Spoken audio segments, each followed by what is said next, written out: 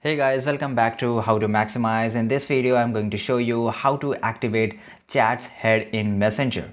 Right, so let's go into the Messenger mobile application here.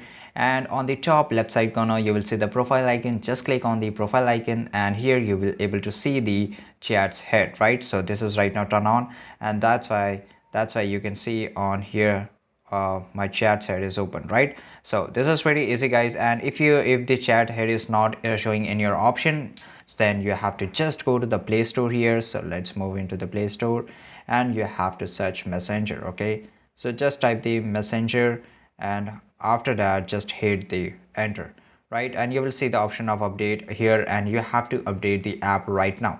Okay, so after updating the app you will get the option of Messenger head in your Messenger apps. So this is very easy guys. I hope you found this video really useful, and if you did, leave a comment down below. Make sure to like this video, subscribe channel, and see you guys in the next video. Thank you.